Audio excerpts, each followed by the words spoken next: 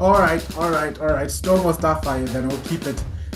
See, if I have to choose, I'll have to go with coriander Yeah. because I've got my reasons why.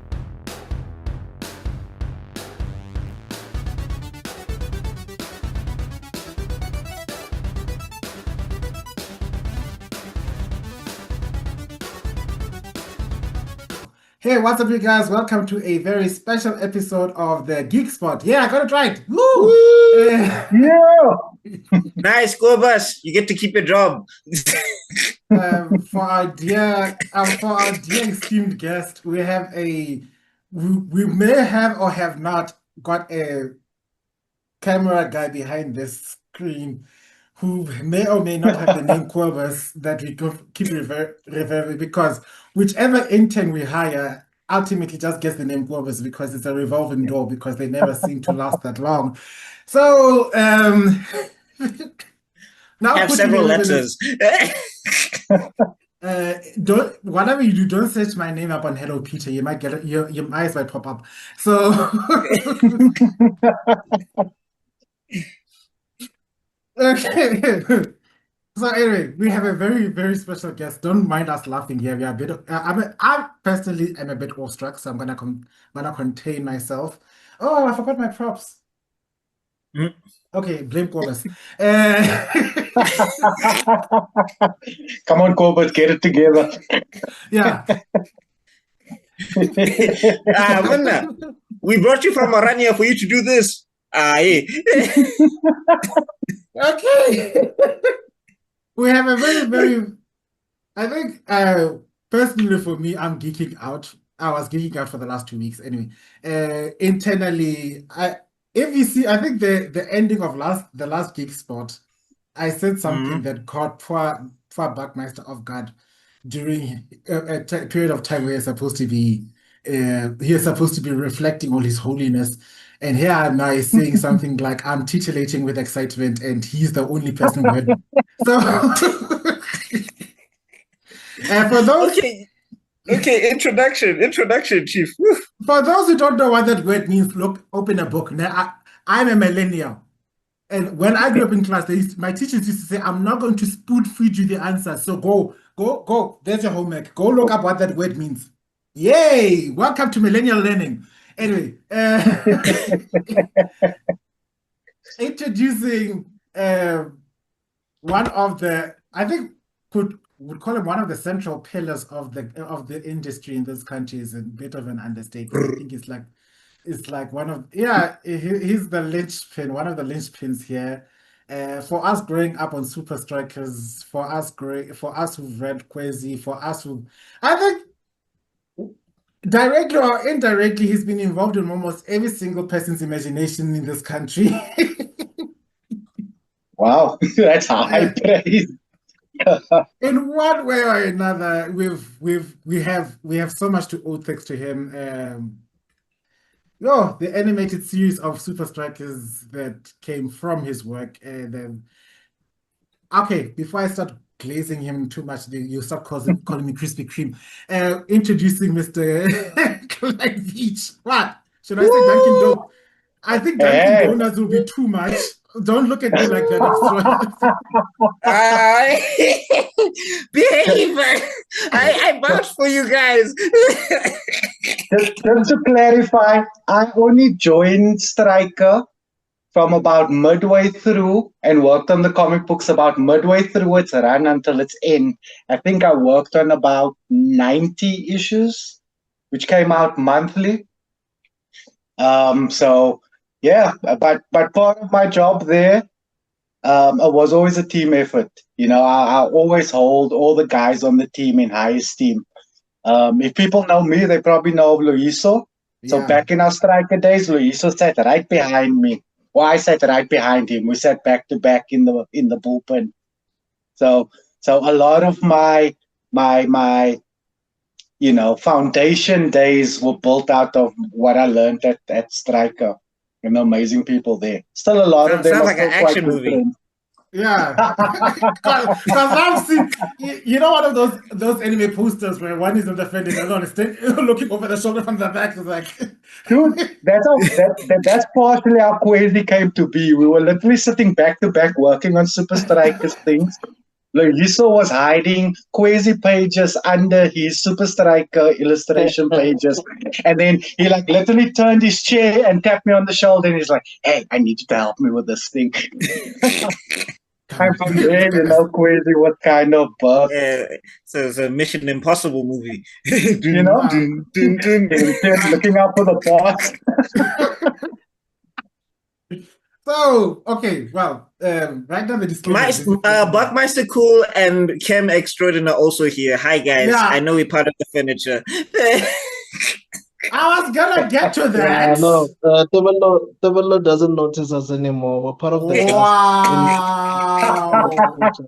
And okay, wait for the carte blanche expose that's gonna come through. It was at the third year of the podcast where they noticed a shift in the relationship, where Tebello started deliberately ignoring his co-hosts in their introductions.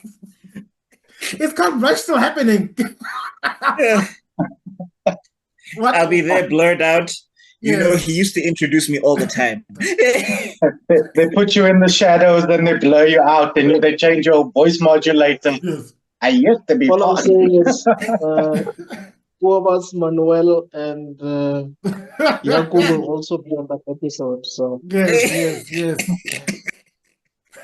We started the hashtag. We heard it was the hashtag #tebello on Twitter and became trending overnight. Okay. Hey guys, I do apologize if I get progressively shiny. It's like still 40 degrees here in Cape Town. I have heard that the sun god has The heat blessed wave is crazy. I was freezing at some point. We've traded weather. Let's take your weather back. It's called Mediterranean climate for a reason. Look at the bright side. Your wine is going to be fantastic next year. They're gonna be absolutely.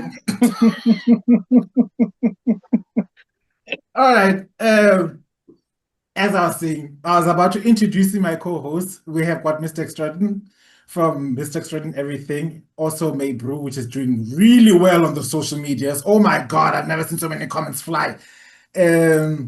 Awesome. We've got look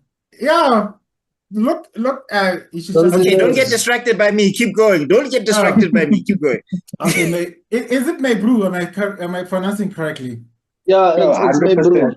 Yeah, May Brew is also he's the founder of May Brew, which is I think it's like a collaborative talk. He's sharing his thoughts about things happening in the aerospace, I guess. And then we've got Mr. Extrodin, but then also shout out to Vital Intensity. It's now officially available on what again? Drop the Matchbox.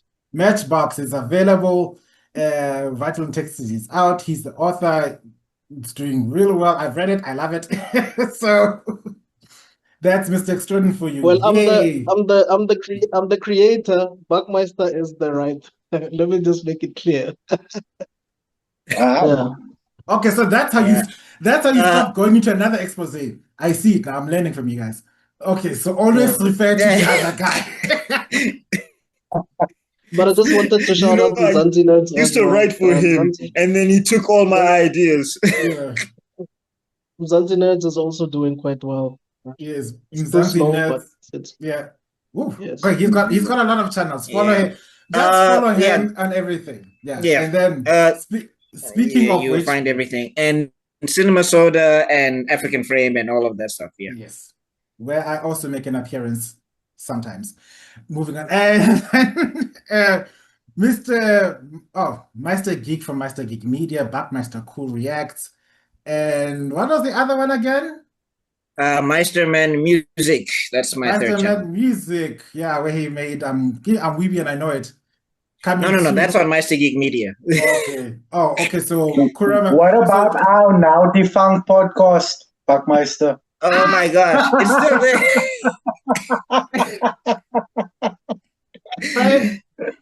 there. shout out to that now defunct podcast. Link below. Oh my gosh.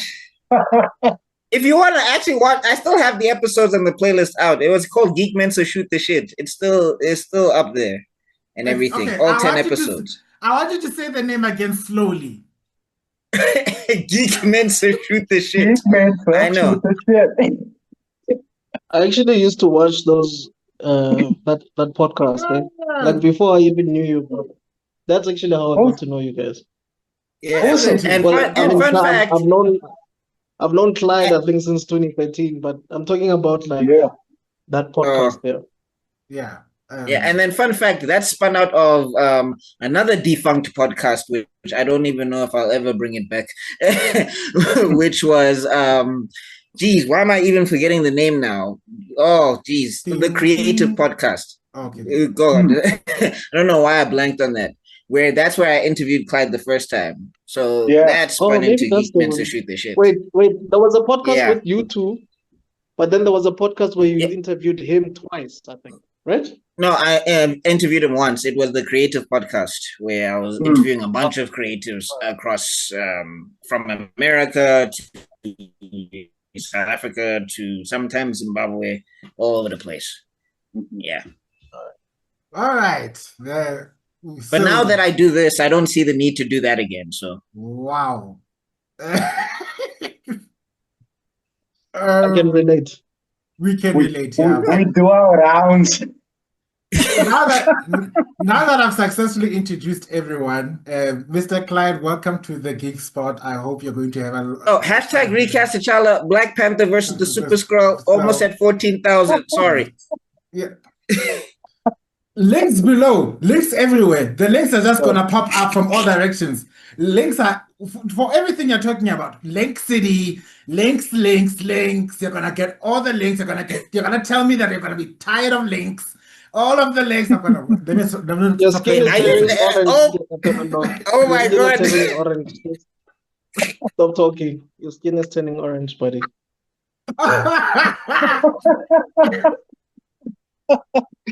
Very soon, we're going to be calling Uncle on the links.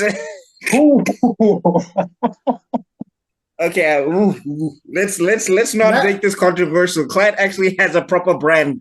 Yes, and you know what? He's always the only thing that's protecting our fledgling channel right now. So let's not test it. Let's not test it out to the max, shall we? As usual, it's funny. I always say we need to play an icebreaker game, but every time we have a guest, we're having so much fun. What's the point? Let me just go according to the script. We have an icebreaker game to get to know our guests better, and shockingly, he agreed to this. So don't blame me, because I can see the glare that's coming from the audience right now. He agreed to play Smash or Pass. I gave him the choice. I was about to ask. Because from what I know, I think he's married, so I don't understand why he agreed. You allowed a whole pass. Yes. Oh, okay. Is that how that works? Well, especially if they're fictional, Oh, okay. Oh, okay. At least you're lucky. The only hall pass on my light is either Henry Cavill or what's his name? Winston Duke. So Chris Hemsworth. Sorry, Chris. What's his name again? Cannon. Yeah, Winston Duke. I think he had a whole. He has a whole roster. He has a whole roster under wraps. Yeah. Chris Evans. Chris Evans is look but don't touch. It's Henry Cavill or Winston Duke. It's always been. I have received 0 hall passes. I'm still. I'm not allowed a hall pass yet. All right. Another would kill me. Entering into this wonderful Smash Up Pass after such dubious introductions. Question 1. You're doing a Marvel versus DC because they haven't done that in a while. All right. So from Marvel, Smash Up Pass, Marvel versus DC edition, Scarlet Witch or Raven? Do I need to pick one of the two? Yes. See, the issues with both of them is that they both have daddy issues. That's why. That's why I chose we need to have a particular brand of crazy. But you see, Scarlet Witch, the hair, nice, attractive, but the weird stuff with the brother, so I have to pass. Oh yeah. Oh, Wait. Which universe are you referring to? Because Scarlet 616, they are normal. 616, No, they are that's normal. normal. he's talking There about. is a He's talking Elseworld. about the. Maximoff with her very closeness with Quicksilver. Ah, Too that's close. the ultimate And universe. the implications that were implied. I forget which issue it was, but there were implications between. And Wolverine was there watching them, and I'm just like, Yes. why is this happening in my comic book? Okay, It's the same. Okay. Why are the writers so fascinated with Game of Thrones? Can we please move on from that phase? So please. I'll take Raven, and Raven chooses to deny her father, and she pure. So Well, Raven. she doesn't like. Yeah, she doesn't like Trigon anyway, but that's the problem. Trigon might have an issue with you now, and he's just like, oh, so you're coming to my daughter. Look, at least we've got like the Teen Titans to protect us, like. I just got it. Before anybody wigs out, and I know there's going to be somebody that will because this freaking internet. Raven is an adult in this scenario because it's been I don't know how long. We're not thinking about Teen Titans Go version. No. What's her name? Is it Roth? Not Rebecca. What's her human name? Rebecca Romaine, something like that. I can't remember. No, but yeah, I can't remember either. Rebecca Romaine okay. What are we talking about? No, it was Rebecca. I can't remember. It was Rebecca something. I can't remember her real name.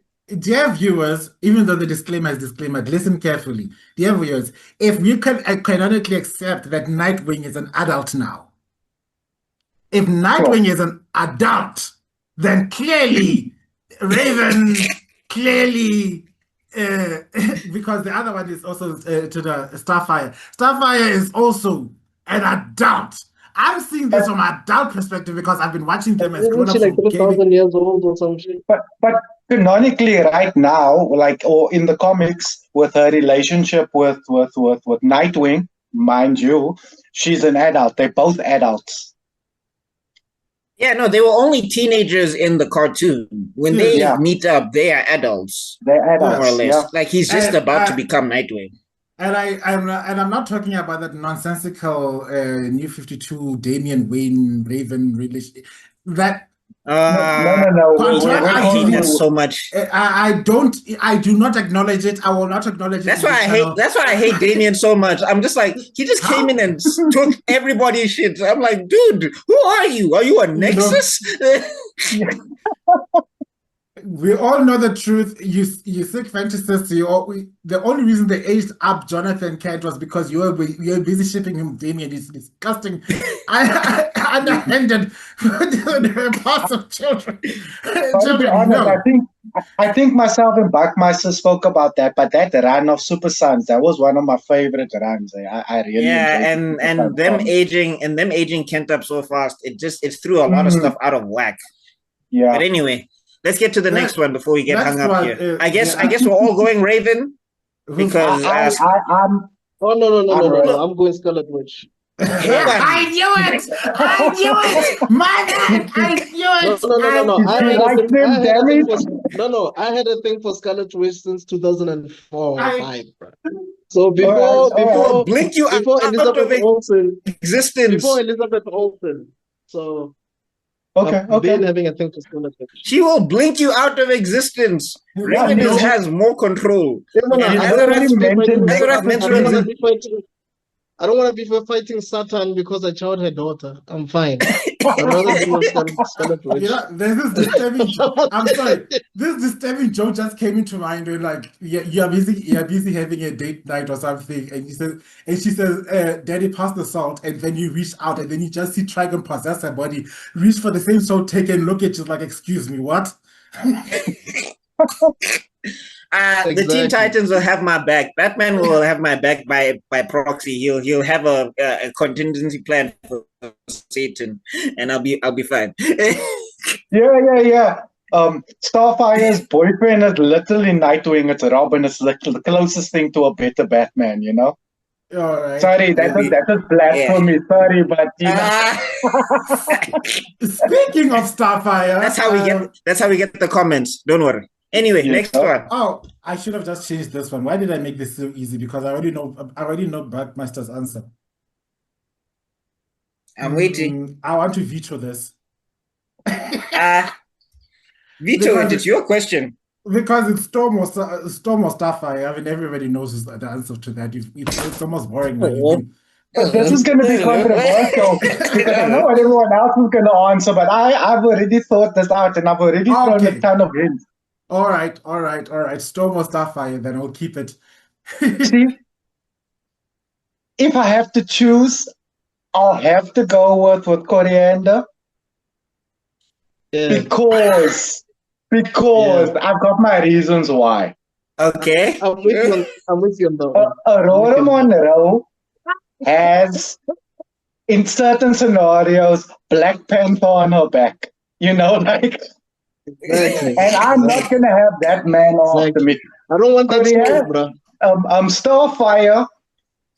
I don't want no smoke. She's already described as a woman who has no inhibitions and thrives in her sexuality. This is canonical. I'm not making this up. And I do a bit of martial arts. So her love interest is a normie like me. So I know what her interest already is. So I'm closer to Robin / Nightwing than I am to or even Forge, you know, like anybody can take Forge. It's fine. You just throw water on him. Yo, the Forge hate. And just imagine Storm getting mad at you. She's the queen of the elements. Come on, guys. And what happens? They're getting mad at you. You be in space. I suppose. Your business smashing Storm, Jiggy Bust is coming out and manifesting and saying, what is going on? To tell us why. Whoa.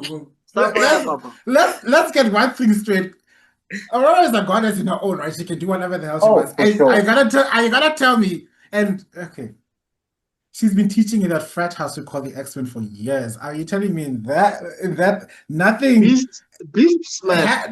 Nothing. Are you telling me everything in that frat house doesn't? What happens in the X-Men stays in the X-Men. I'm telling you. Smash. I'm telling you. That's beautiful. Wasn't it Wolverine?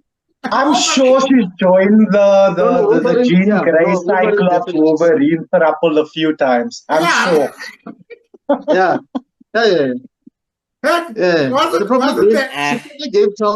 She probably gave Charles heads from time to time.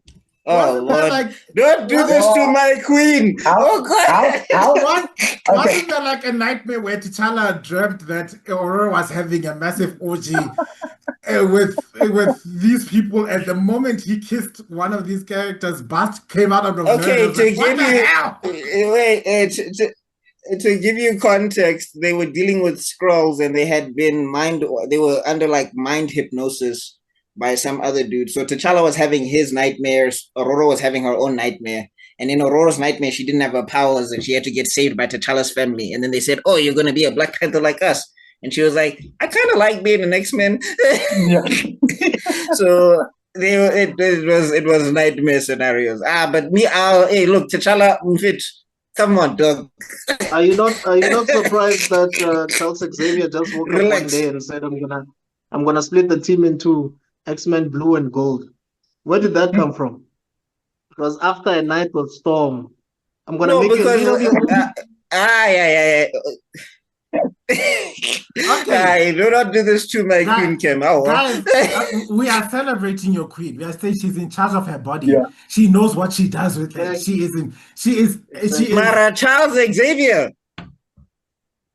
Okay, so whenever I go on about Charles and Magneto, you'll don't better than I. No, that's fine. Aurora joined that team when she was. Aurora joined that team when she was 16. If we're saying Charles Xavier, you know how problematic that is. That's some Epstein shit. Well, you took it there. We didn't. Well, they also wrote that you once had a crush on Jean Grey at some point in time. So blame exactly. the writers, That's guys. why. That's why. That's you keep her away. Run, Storm. This white man is crazy.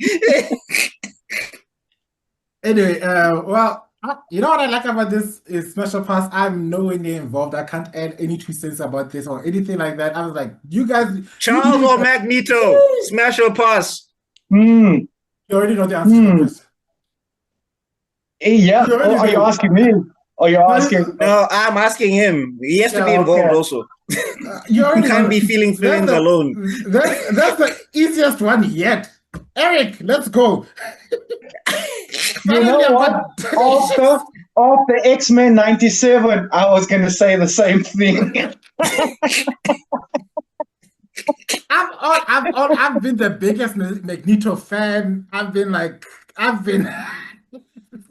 Charles can activate neurons that you've never even heard of. The only reason I'll touch Charles is to make Eric jealous. Like you're also not noticing me. Watch, I will make you notice me. I don't know how raunchy or controversial you guys want to. Well, hey, you still have to work with my G. If I pick Charles, let's be careful. Yeah. Exactly. But at the same time, oh wow. I'm sorry. No, what? Which brings me to the most important question. What's up with Charles's children? Every single child he has is either the most problematic, overpowered being in the universe. Don't procreate, Charles. Keep it in your pants, please. Oh, yeah, I'm just remembering Legion right now. Exactly. Yeah. He's a better father to Cyclops than Legion. Legion was his actual son. All right, moving swiftly along. I think we've gone over time. This was a lot of fun. Was it? Okay, we've now gotten to know our guest a little better. He likes coriander, not black. He likes his coriander. So next time I choose both if I could. But I explained why the scale tipped one way over the other. So if you hear him correctly, next time you serve him a cup of hot chocolate, sprinkle a little bit of coriander on top. Okay. Hey, I'm also a DC stand. I've always been a DC stand. So anyway, okay, I've laughed too much now. My lungs are empty. All right, let's get right to the question and answer period, because now we've gotten to know you a little better. I know it's going to devolve into chaos, but we're going to try and keep it as disciplined as possible. Question 1.1. Kai, okay, let's let BuckMeister gather his sage chakra. Just one second. Out. Okay. My dog and my daughter.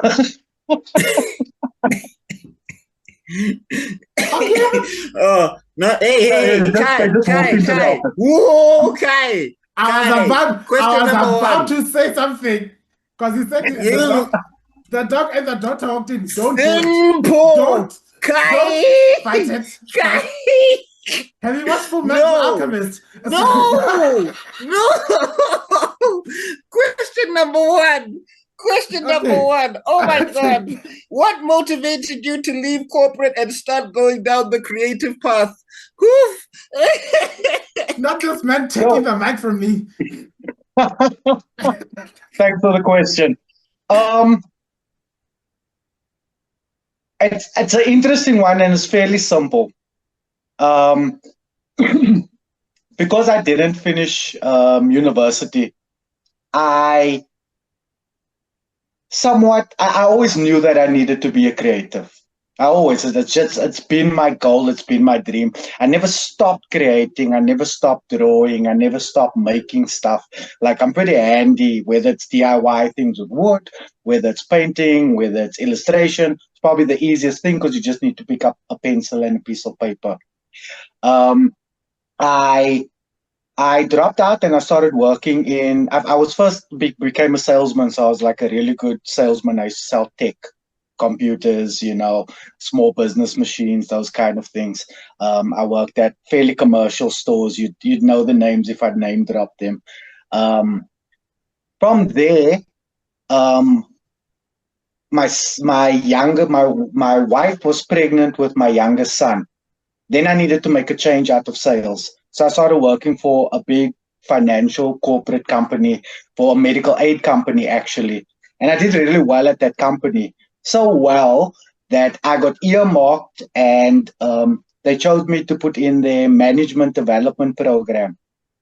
And it's because they needed to upskill me, but I obviously didn't have the qualifications to be in higher roles and stuff within the company. So the company singled me out and put me through this program.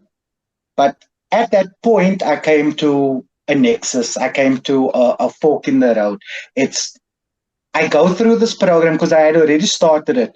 I go through this program and I become a corporate, and this is going to be the rest of my life.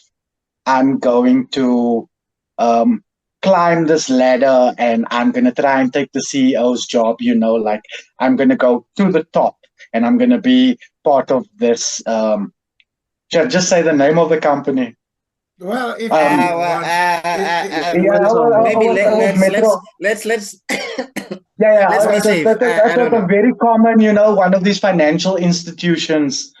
One of the FSPs. There you go. Financial service provider under the FACE Act. What? 100%. And so it would have been a really good career move.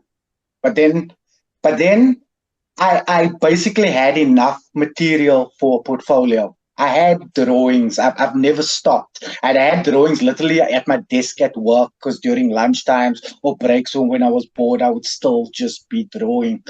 I put those together, and back then there was someone gave me a lead, gave me a person's name, and she wasn't even part of the hiring crew. She was there. She actually passed away.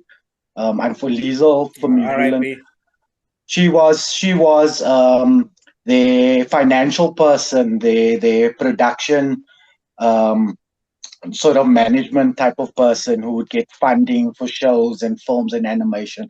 So there was this animation company called Clockwork Zoo, and Clockwork Zoo used to do Arbo, The Adventures of Pax Africa. God, I remember that.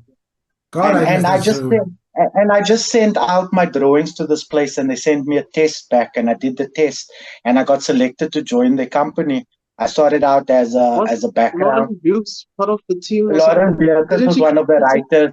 My good friend Greg Cameron, Matthew Brown, all those people. Sam Wilson from Sunrise Studios came from there. You worked with Falcon from the Avengers? I was going to call him that, which is funny. At Clockwork Zoo, everyone had an animal, and technically I was Falcon at Clockwork Zoo. I think it was because of my nose. Wow. So, but Monkey, he works at Sea Monster. He's like one of the co-directors or something of Sea Monster Studios. So a lot of these guys from that foundation phase all moved on to bigger studios, all worked on. Greg Cameron, who was a writer there as well, he moved on and he wrote the animated show for Super Strikers. And we're still quite good friends. He ended up at Triggerfish, and he wrote and directed SEAL Team. I don't know if you know that show. Yeah, SEAL Team 6. I think it's still on Netflix, isn't it? Yes. It featured on Netflix. Yeah. It was in like the top 10 in South Africa when it launched. So I made really good friends and really good connections just working there. Even though I was a nobody there, no one from there really remembered we worked together until we met later on.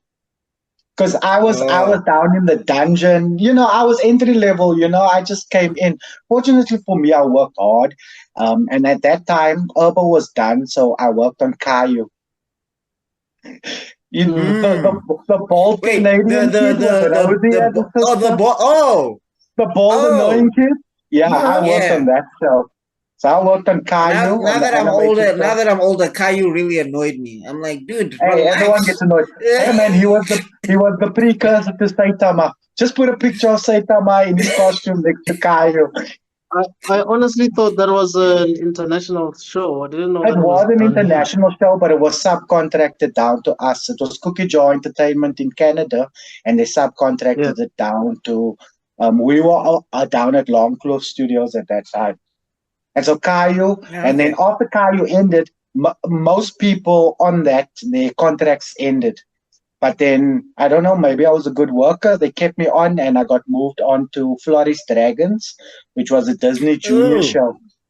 yeah. So I worked on that as well. From there, I actually got headhunted by Stryker. Someone said I was a good like color artist and then I think someone recommended me, and Stryker called me in. I interviewed there, and yeah, the rest is history. Which year was And that? then he says, 2011. I started at Stryker in 2011. Interesting. And Okay. Stryker started in 2001, so I came in about 10 years Yes. after Stryker started. 10 years. Yeah.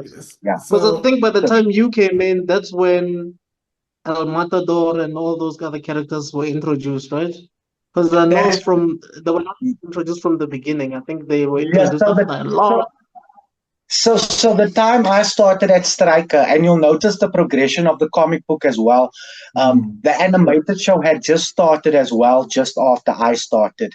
So what part of Stryker's strategy to be more international is that the characters had to become more international.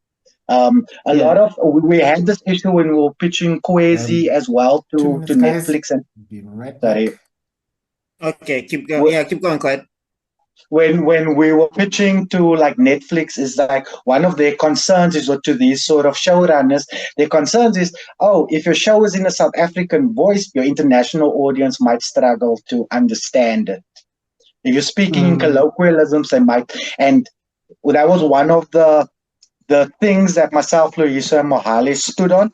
We wouldn't change the voices. We wouldn't have the voice acting done outside. Not that we had our show made. We had some we're in a bit of what you call production hell. It's kind of on hiatus at the moment. But that was during that phase. Stryker chose to take the other option. Stryker went, let's internationalize this, let's expand this, let's make the market. Stryker, this game shakes the whitest accent I've ever heard out of a black person. Good God. It's because it's Canadian. His voice actor. That's what I'm saying. I was like, this guy he does not sound like Shakes Mokoena. This is Shakes Woodley. You remember. That's canonically his real name, yeah. So a lot of that culture and a lot of that flavor got lost, and part of my job was to bring the comic books, or the team's job, I can't say mine alone because it was a team effort, was to bring the comics closer to what the animated series was becoming. So you'll even see over time, closer to when I became art director, the style started to match the animation more. Then what happened is that the comic books that we developed became the prototype script for the animated episodes. So almost all the episodes, the episodes that came in the later seasons, the comic book came out first, and then the episodes would be written and expanded on that story.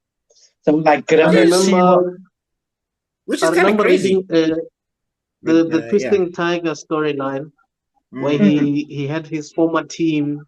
His former Japanese team or something. Nakama, and I forget what his best friend was called with the black hair. Yeah.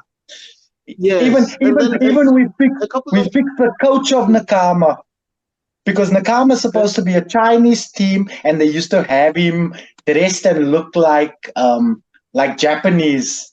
And so we started figuring out, that's a bit racially insensitive. So we subtly changed his garb, but it's still a bit racist, kind of, because he's sort of got a Fu Manchu thing going on. But we moved him closer to a more like Chinese look, and with the culture a bit closer, because Twisting Oh no, I'm lying. He was Chinese, and we moved them closer to Japanese. I'm so Yeah. sorry. I got that wrong. Yeah, because Nakama no was a problem. Japanese team. Look, hey, Yeah, But it I just wasn't. wanted to Look, say you that guys didn't do the Mandarin because Marvel when they did the Mandarin, woof. oh yeah. So sorry, Mr. I just wanted to Extrodin, you say were that saying something. no problem. I remember reading that comic in particular, and then a few years later, I remember seeing an episode panel for panel. I'm like, I remember some of these panels, but now they're in a Hmm. cartoon format. I'm like, oh, this is the same model that Japanese uses, like when they Mm. take Shonen Jump manga Yes, to anime. yes. Yeah. So we took a lot of inspiration. Like Grieg at the time was the hugest Naruto fan, and that time the animation was still rolling out. The manga was still rolling out, and then the animation would still catch up, and Dr. Ninja and those kind of things. So we started taking a lot more. There's a character called Inu who joined Shishi. It's a team we created called Cognito, and we actually expanded on Twisting Tiger because the initial Twisting Tiger story was that he hurt his arm. That's why he wears the bandages, and he twists Okay. that way because he was protecting his arm that was broken. And so that's why he developed the Mm, twisting, and then it became his signature. And later on, we developed like when he grew up in an orphanage, and this girl who's got porphyria, who's like allergic to the sun, and she comes in and she becomes their like challenger and things like that. And the the captain of that team, of Cognito's team, is called Caleb Judge, and Caleb is named after my son Caleb. oh, nice. So Nice. you stick your little what's it in there and stuff like that, your Mhm. little sauce and your Easter eggs. Oh, that's pretty cool, man. But how was it like working there? Was it tight deadlines? Was it What was very insane, my mm, my the skills and the discipline and the turnaround and your capacity to solve problems um, before they even arise is yeah. something that's just built in. If someone came out of striker stock, you know that's a reliable person. Um, Mm, we used to work about 3 to 4 weeks on like regular, but not mhm. me. I was crazy. I used to work like 12-hour shifts there, 14 hours at a time. And then at the end of every month, just before publication, we'd have what we would call Striker Week. And the whole team would dedicate themselves to do full nighters, overnighters if they needed to. Mm, And so people who come out of striker stock, yeah, it's like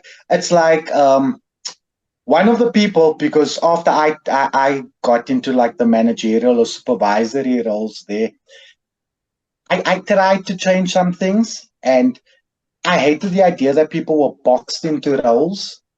Like you were mm. illustrator and all you do is illustrate.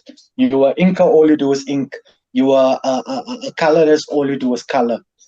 I knew everybody on the team, even though you were designated that role and that was your prime thing.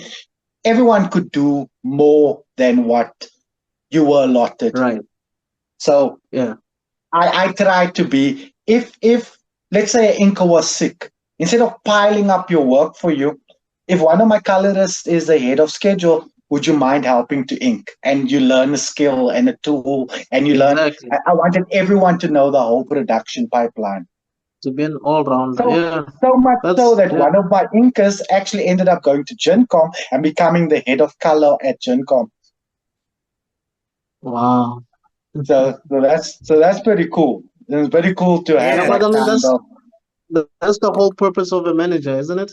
To yeah, help yeah. people improve, upskill, and all of that, become better than what they were when they joined the team I hope so. It's or just what have because so many people did that for me. Lots of people took risks on me. One of the people, two people, Jay, I forget his name. He was my creative director and my art director when I started, Willem Samuel. I'll forever be grateful for those guys. Like they took risks on you. me, they put a lot of faith in me, and they allowed me to grow and develop. Willem saw something in me I didn't see. He was like, "Oh, you got a good eye for quality control. You've got a good eye for Your instincts telling you, oh, this works, this flows well, this does this. BuckMeister can probably tell you, I write a lot from my gut.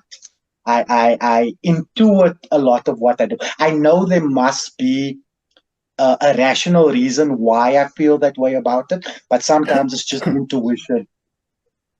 And then later on, after I've already wrote it or put it down, I'll be like, oh, this is the reasons I chose that. But my intuition in the moment told me this will work, this will flow, this will. Yeah, we were briefly gonna do something together, but Clyde's schedule is hectic. But yeah, we can pick that. Brief time that I got we actually need to talk about that and Tebello, and maybe all of us, because something is in the works, and all of this is. I actually think I mentioned it to Tebello already that we were working on something. Hey, sorry for the fun thing just before we continue. No problem. Sorry. I almost burnt down the Go house. ahead, there was a pineapple upside down cake I was making, and I forgot it's still in the oven, so I had to run and save the day. Oh, no. The cake's fine for those who are asking. No, I'm glad. Do we get some? What they say about upside down pineapples, right? Is SpongeBob in it or what's going on? Well, okay, you see, I love Mr. Extrodin's innocence because I know No, I'm kidding. I'm kidding. The fact that I know what he's referring to is either shows how depraved I am. Okay. Anyway. I'm kidding. Anyway, sorry, Clyde. I was just gonna say, fun little thing happened. Somebody found our episode of the Creative Podcast, and they came in 4 days to go to be like, it wasn't Iron Tank that they lost to, it was the Sultan FC. And I was like, oh, really? And then I went to Google it. It was like, oh, yeah, it was Sultan FC. We were talking about the first time Super Strikers lost, I think, and El Matador says the line where he's like, I'm good at football, but my maths is terrible. And I think they were losing like 4-0 or something. So I was just like, oh, that's since we were interviewing today, I was like, oh, I just saw this now. And I was like, you get a kick out of knowing that somebody actually was like, actually. No, I love that law. The thing people always miss, and maybe it's because we throw it in the gutter and we have it. We'll have this, the Super Strikers start an issue and they'll be all sad, or they're having a prep talk in their locker room. And the dialogue basically says, oh, we lost our last 3 matches. But we don't actually always show them losing a match. They'll talk about losing a match, and only if it's got character development, they'll lose and things like that. But I know that was one of the big things. And we did work on it later on, because they lost to Grim FC. And then they needed to come back. But they hardly ever lose, and I know that was a big fan concern, is because they're always playing and they're always winning, but they're never getting to the cup final, to the Super League final. Also, another. Okay, go ahead. I wanted How to far get are we your with your take questions, by on. the way? Okay, I don't know. I guess Buck will answer, but I just wanted to ask you a quick one. What's your take on South Africans actually diving deep into South African comic lore? Because I know Americans do it all the time. You have a lot of YouTube channels, podcasts, and all of that talking about, Marvel, DC characters, Image, Dark Horse, all of those guys. But you don't really have a lot of people dedicated to South African comic book lore. What's your take on that? Because I mean, we do have a rich history in comic books. I know there are a lot of comic book creators in South Africa. It's just that they're not getting enough attention. But I think there's a huge gap in that. So, number one is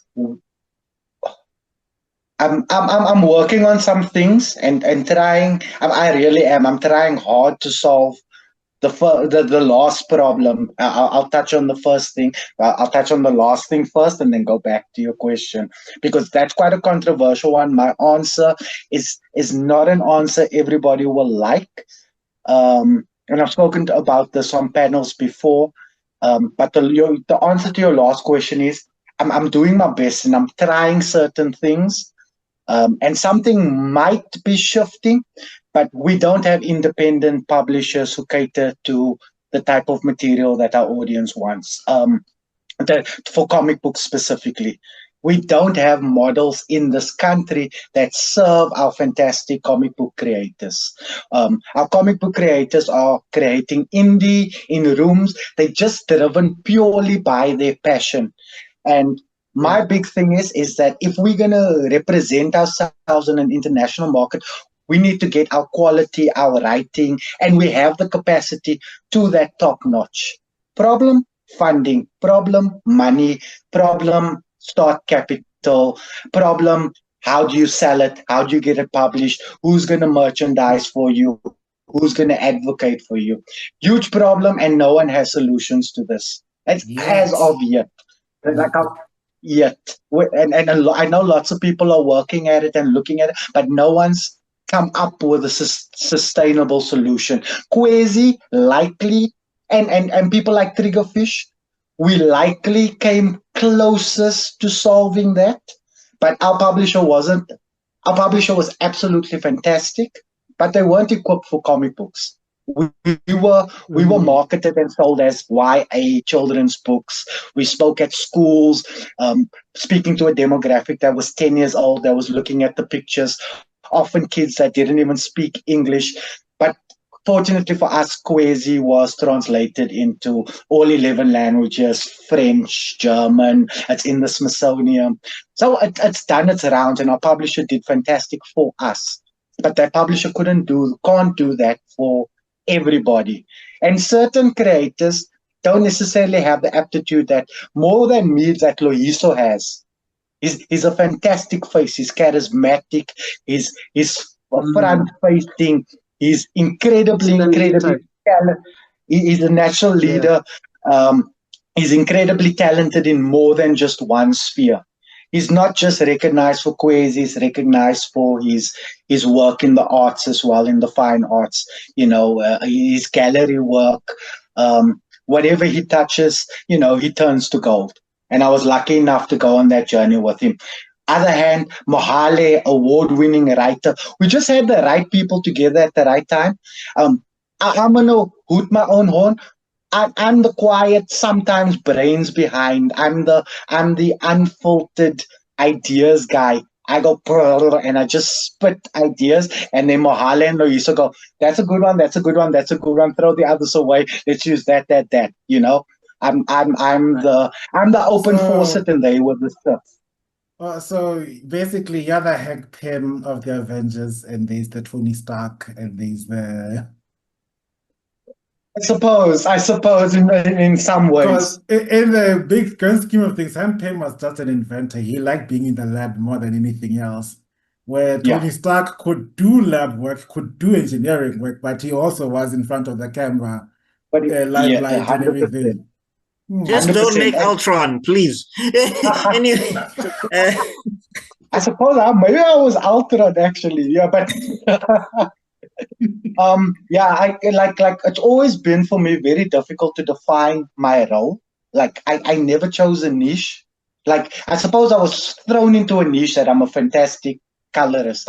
I'm great at digital painting, But it's like I write, I art direct, I creative direct, I've directed some stuff for film, I do a bit of everything. So it's hard to say like what is. I say I'm a sequential visual artist because I'm a storyteller. Like I do children's books, I do comic books, I do graphic novels, film, animation, whatever. So it's hard to define my specific role, and it's always been hard. And it's the same thing. It's like, I'm not going to take, even though it was Loyiso, myself, and Mohale writing Kwezi scripts, it's like, yeah, but that's not the main thing we focused on. So Mohale, you're our writer.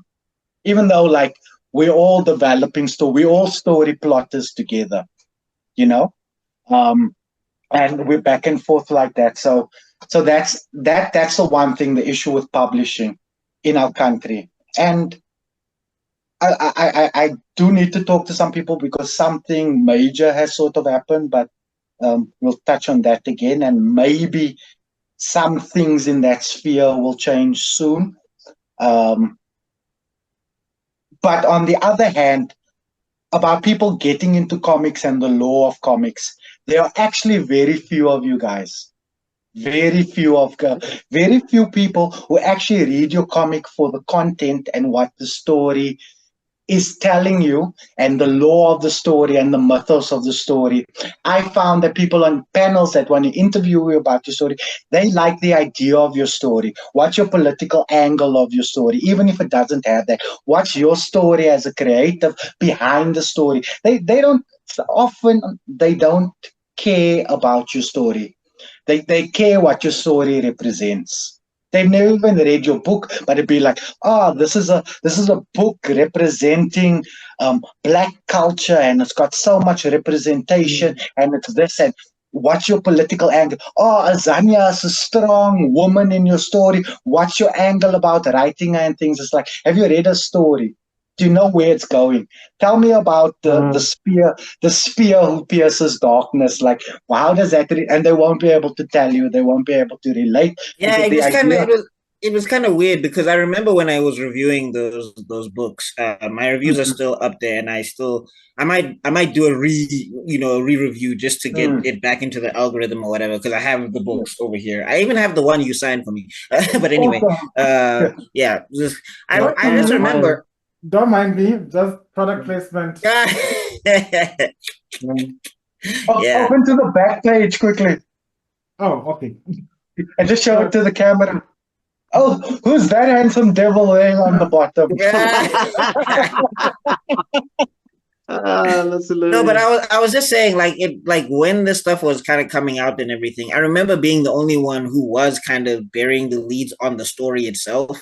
I don't remember a lot of people like taking in the story and like, because when I was reviewing it, I wasn't even talking about any of the political ramifications that could have occurred from the story of Kwezi or whatever. I just remember talking about it as a story. And I remember you saying that was an important aspect of it, is that you were just trying to tell a superhero story. You were not trying to, there's no like, this is a party or this is a this or this is a that. Yeah. And I remember when I was, Yeah, this is one of the things a lot of people tried to do. They tried to make Kwezi something that was pandering. And one of the things we did or tried our hardest and kept in the back of our mind, if it pandered to certain people by default because of cool factor and because of representation, and because we get people in our feeds and stuff all the time, mine specifically, and like, where's the white people? You should have more colored people. And people ask, why are there so many black people in this comic? I'll be like, 80% of our country consists, if not more, consists of black people. So the comic book is accurately representing the demographic in the things. You'll see a white person run past. There are white people that are kidnapped in one of the scenes and stuff. One of our main villains is a white Boer girl, you know, like because his best friend was a white guy, isn't it? Or a colored guy. Is Zayn. Who went from like, share, and subscribe to Rambo. It's the funniest thing ever. Man. He's wielding AKs in the background. I was like, yo, Kwezi, you were gone for a long time. What happened?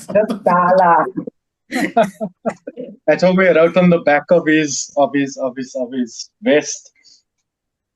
Yeah, and then we left it on such a big cliffhanger, and we actually have such a good story to tell. It's just unfortunate that like the team can't get together at this moment to continue it. I would just love to finish it.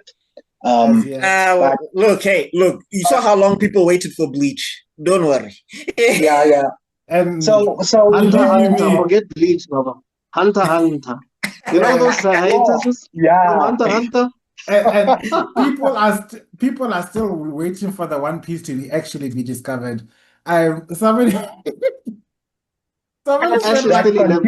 and the One Piece has just been actually dropped by Oda into the ocean. Oh yeah. People like, and I'm just like, first off, Oda, how much time do you have to actually do this? Oh my God, just finish the manga. And then other people out there, I laugh you go into the sea and open that thing and it's like power of friendship. Dude, I promise you, people are going to go there. People are going to go to the ocean. Listen to me. I'm not going to say, you're on the track. That's what I think the One Piece actually is. Yeah. It's a power of friendship. I'm telling you now. Listen to me now. Mark my words. Oda has been in Cape Town for a long time now. And I swear to God, there are gonna be two pictures going to be. That's all you're gonna see in those pictures. It's like too much. Yeah, I think I must actually ask Ziad if we actually got to meet him because he was doing something for One Piece. I saw he did a promo piece recently. Yeah. I Oh also yeah, saw some of that yeah. as well. He got to meet some of the cast of the live action, from what I understand or whatever. But now I'm Awesome. telling you now, Oda is gonna like, because also he's a troll. Like, people don't understand. Oda be trolling people. So I think that thing is not going to be what you think it is. And One No. Piece fans, just get ready. Like, because the problem is they're gonna riot. You find Spiritually, that it's emotionally. Goldie Rogers, like photo of his mom or something. You're like, what? I don't know. The One Piece is gonna be your legacy. That's literally gonna be when he read it on the thing, it said the One Piece is your legacy, which means your descendants, your sons, your grandsons, and that's what the One Piece. That's what I think the One Piece, and that's why Roger laughed and had Ace.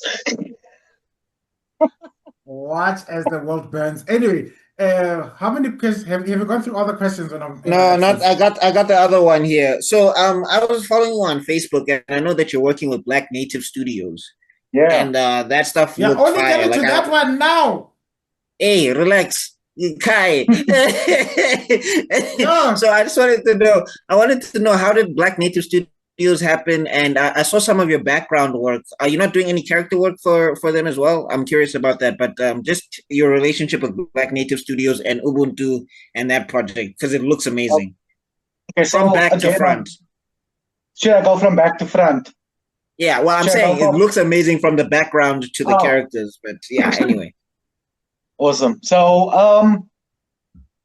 like you, Saizo has actually been following Kwezi from the get-go. He's actually one of those people that I appreciate because he was reading and engaging with Kwezi for the story.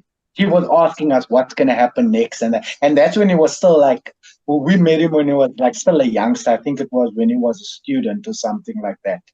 And then every now and then he would pop in and he'd ask for some advice, and he'd touch base with either me or Luiso, just randomly asking about, hey, if this were to happen, how would you do this? Next thing I know, this guy is running his own studio. Years later, he touched base and it's like, oh, I'm running an animated studio and stuff. I was doing some advertising at one point, and then I went out on my own and I'm running a studio. What actually happened is, years ago, I don't know how long ago, you can probably look it up on YouTube, but there's a music video for Black Native called Public Criticism. And Black Native was hired by the Kingmakers of Oakland, this foundation who empower young Black men in Oakland, in San Francisco, that side of the world.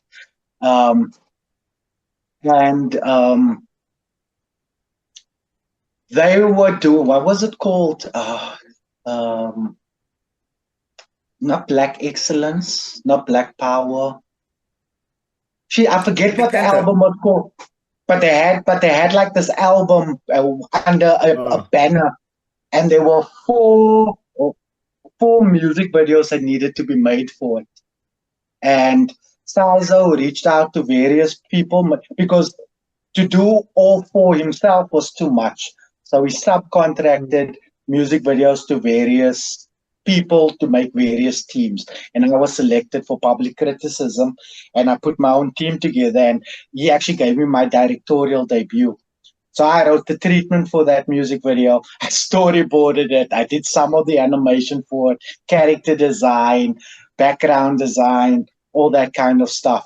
And that music video in 2004 won the Afro Comic Con Film Festival Best Music Film Award.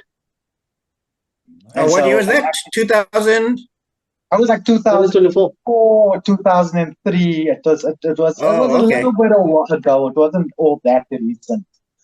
Oh, okay.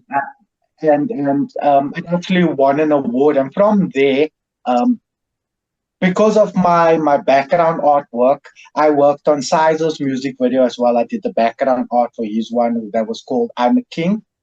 And then there were one or two other music videos that I wasn't involved with in that parameter. Kingmakers came back. They needed some more. But here and there, Sizer would reach out to me. Can you storyboard some things here? Can you design some stuff for a pitch here? And so we'd collab on various things that aren't quite as commercial and some pitches that either didn't pick up or are still in the works. Then that developed into Glisten. Then I came on board and he brought me on board, and this was me. We had a much bigger team on that project, and we did the Glisten music video. I also noticed the theme is we're always doing music videos together. And then he brought me on as the background painter and layout artist for that. And Glisten did really well. It looks really good. It was sort of our prototype and our leading into it. Yeah, and then Kingmakers came back one more time. I think it was a bigger budget. We had bigger teams. We had a bit more resources. But then he came to me on Ubuntu and he'd been like, look, public criticism did quite well. The other things we worked on together did well. Can you storyboard this thing for me? And so I came on as the storyboard artist for Ubuntu.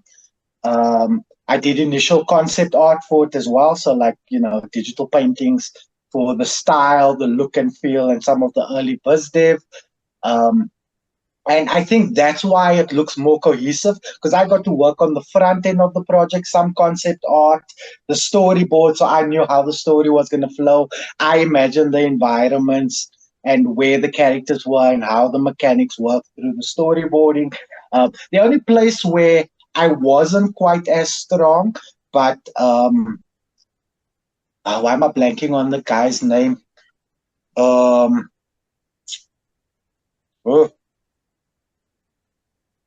Is it Tebello? He came on and he re-storyboarded the fight scene I originally had. So he used the fight scene I put down as a base, but he re-choreographed it because obviously my timelines were really quick. I was focused on a whole 5-minute sequence to do in a limited amount of time, and I got to the fight sequence and I couldn't spend as much time on it. So I'll take the knock there. I don't think it was terrible, but he came in and he brought the fire. So he actually choreographed. Well, I mean, if you're doing like 6 things and one thing is not panning out, like that's, Yeah. But a lot of we are not Naruto. We can't look left and right at the same time. And then on the very back end, I came in and I painted the environments from this. That they sent through a layout artist, through a team of layout artists, and they came back to me and I did like the finishing work and gave it the final look and feel. So I had a decent hand in Ubuntu, and Ubuntu seeming to do its rounds and came out really nice. Just one more question from my side. Like, you've done a lot of background art, and I think it's like kind of an underrated skill, honestly. Like, you can ask all 3 of us here, because as we're doing manga ourselves and everything, backgrounds are sharpening us dizzy. I just wanted to know. I have a love-hate relationship with backgrounding. I love to look at it. I hate to do it. Yeah. So since 2004, I've been avoiding that thing like a plague. Yeah.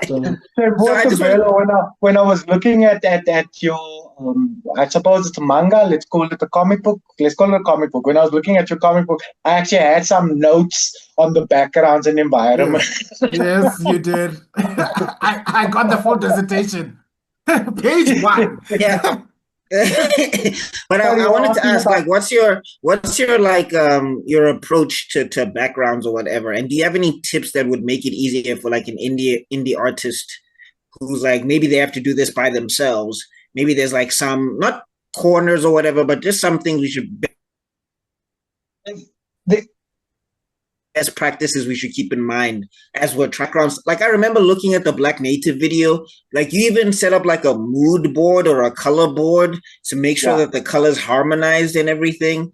So yeah, Yeah. just before we, So I suppose one skill that I come in it with, two things on backgrounds being sort of a niche skill and something people don't think about.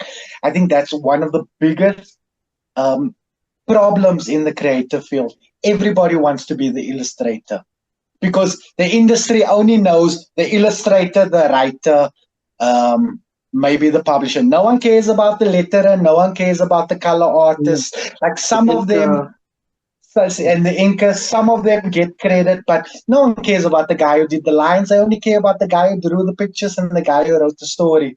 Yeah. I'm content with being the guy who fills in those gaps, who comes in and fills in for those limitations.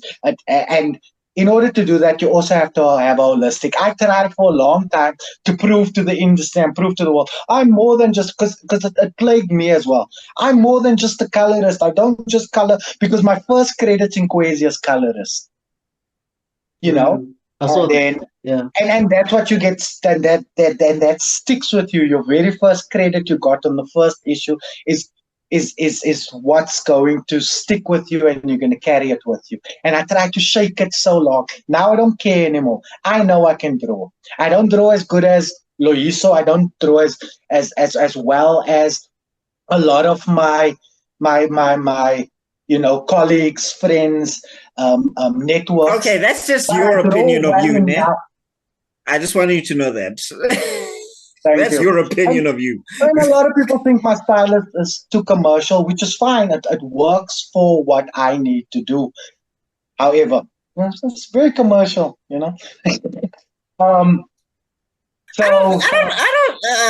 Anyway, we've had this conversation. We'll have a lovely breakdown of the definitions of commercial. We should have one of those round table. Oh wow! Did I have to mention that woman? But people want to see something unique, and this ties back into the question where we were talking about around the publishing and the pandering type of thing. People want to see something that's unique, something that's African, something that has its own unique identity.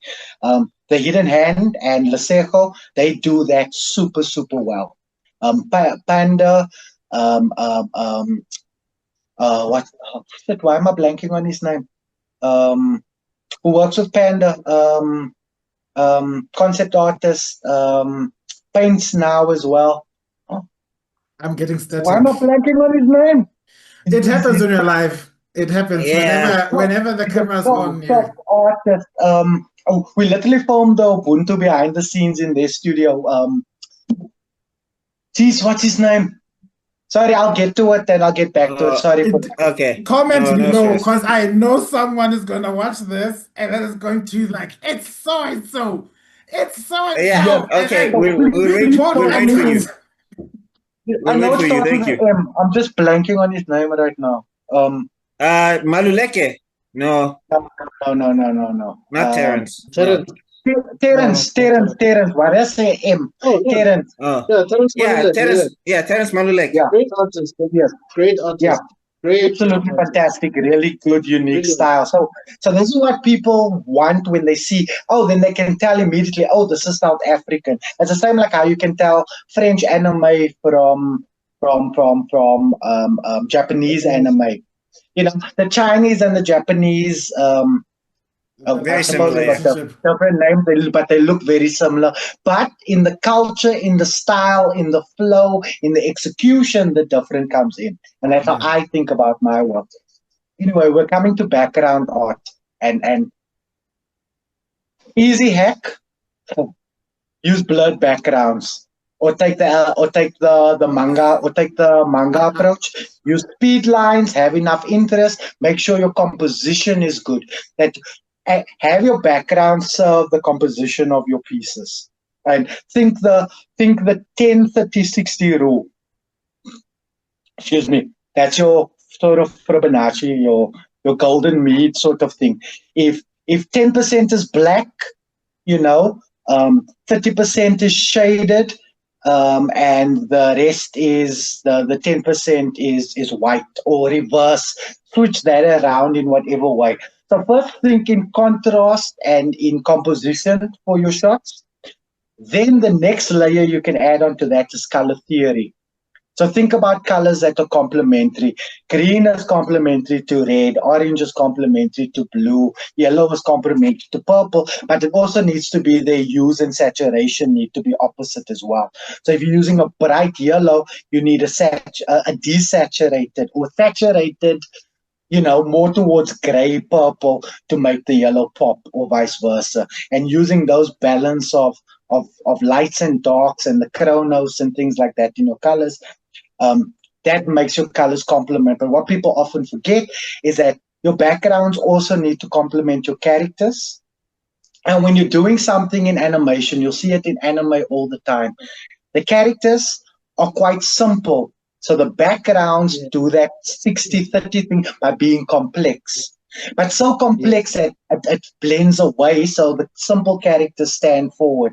If you were to put too much shading on your characters would disappear into the backgrounds too much. So it's always that balance of depth.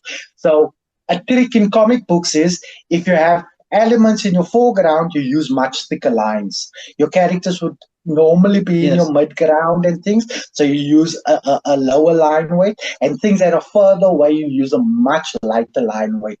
I apply that to backgrounds when I'm rendering that. And if I can't use line weights, I use colors. Darker colors in the foreground, mids in the midground, lighter in the background. Always remember atmospheric dispersion. So if it's daytime, it's noon, and things are further away, they'll look more blue. So you wouldn't have solid black lines on the things very far away. You'd make those lines faded, or you put like our dear friend Bob Ross says, wonderful, wonderful pollution always distorts things and makes it less visible in the background. So, and exactly the same works for depth. You can put less detail in the foreground, more detail in the midground, a lot of detail in the background if you want your if you want your background or midground to pull. It's like what's it called? Focal blur. It's got a different name, but basically, like focal blur in your camera. Foreground things are blurry, midground, the focus things are clear, and the background things also can be blurry. You can do that with your art as well. Less detail in the foreground, or more detail in the foreground, half detail in the midground, very little detail in the background, and that also gives you a sense of depth. So it's like all these tricks mixed together. It's color theory, it's line theory, it's understanding. I feel like you should do a Udemy course on this. I would honestly buy it. A lot of, but anyway, there's a lot of what you're saying. There's a lot of principles of design, and there's a lot of photography jargon. There's a lot of animation and character design jargon there. So it's almost it's almost like the person has to. They all overlap. Everything is intertwined. No, I wanted to say it's almost as if people have to go out and study for such as these things, and they don't have to rely on a certain faceless prompt machine that follows whatever it's some things I have. There's no shortcut to these things. Sometimes somebody cue the hit 'em up music. Somebody cue the hit 'em up music. Make but it's also one of the things, and why I respect people. It's why I respect people who try and have the passion and put in the work. Because a lot of people think, oh, you're talented, you have this natural skill and stuff like that. And it's not. It's the hours of hard work. It's the dedication, it's the drive. Sometimes your biggest enemy, I think we spoke about this a long time ago, could just be the wrong resources. Like the University of YouTube is absolutely fantastic, but just find the wrong tutorials that look like shortcuts and it screws up your whole progression. Know how to also use the right sources, find the right places. I'm guilty of that. A lot of like real professionals who look at my stuff can absolutely point out where I've taken shortcuts, where I haven't put enough work into, where I need to develop more. And I'm the first person to recognize that. I do like that I inspire people in certain ways. I've been told this. Maybe I'm honking my own horn, but like I also have my shortcomings, my flaws. I want to say I'm lucky, but I don't believe in luck. I think luck is where preparation and opportunity meet.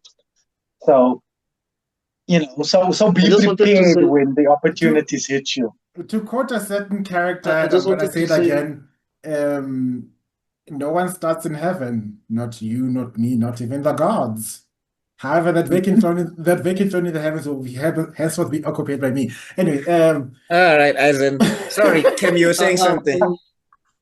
yeah, I just wanted to say that what Clyde is basically talking about is if you were to work at an animation studio or wherever with just passion and whatever you've been doing all along, without actually ah, knowing some of the stuff he was talking about, you'll get so much criticism from your creative director and you won't understand. You'll be emotional, you want to cry, you want to give up. Yeah, It's because you don't understand the basics.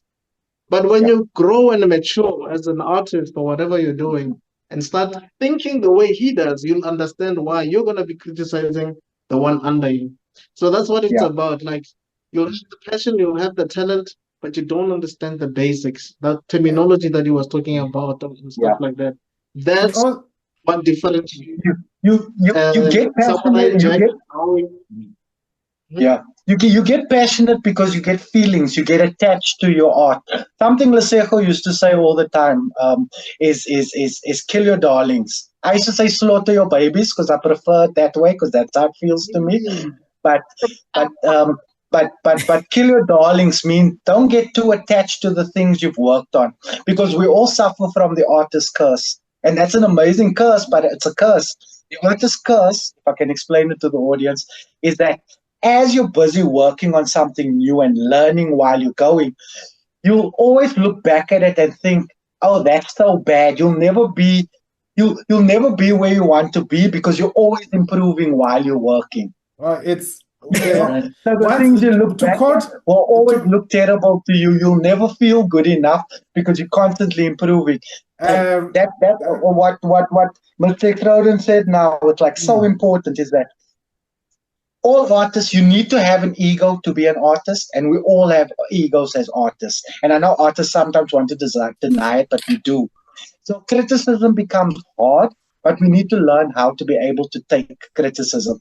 It's like my niece was going to join art school, and she submitted a drawing, and they rejected her based on a drawing, but they gave her a second chance.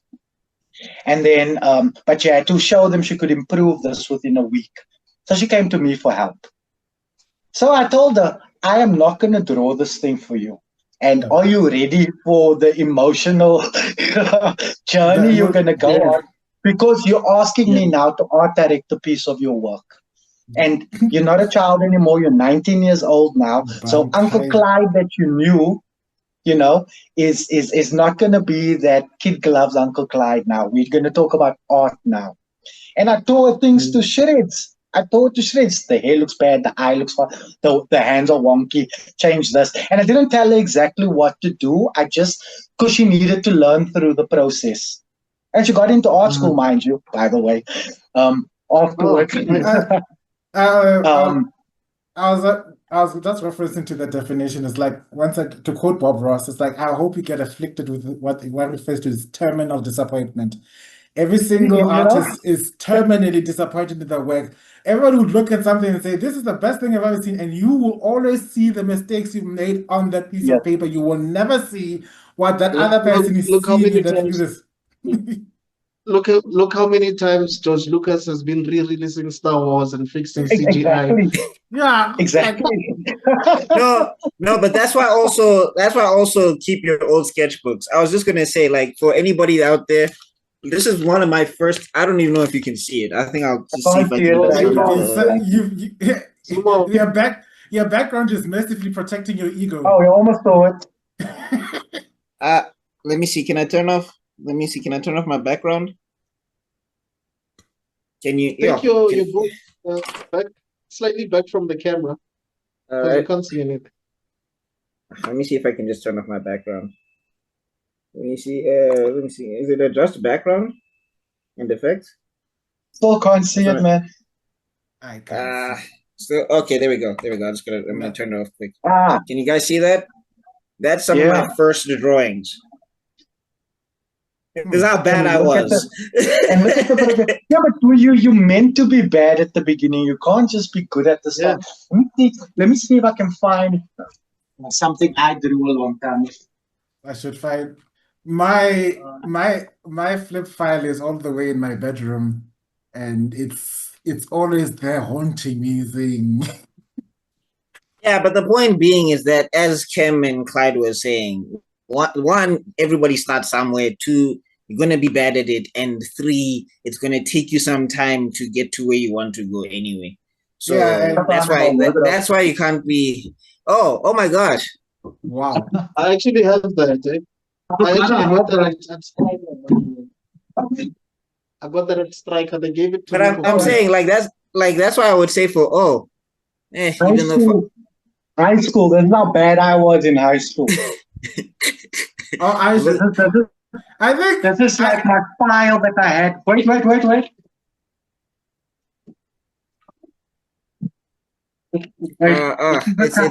It's not in focus. The background is blocking it. There you go. This is the kind of stuff that you should draw in high school. Wow. That's amazing. That's where you started? No, this is like high school. This is like grade 12 stuff. And I was obsessed with like all of my pages look all messed up. Like I was into fantasy and dragons and knights and that kind of. But you can see my anime influences. Yeah. But people only see your new stuff. They hardly ever since BuckMeister was so kind to show. I miss the days I was just expressive and I would just like draw like dumb stuff like this. And now I need reasons to draw things.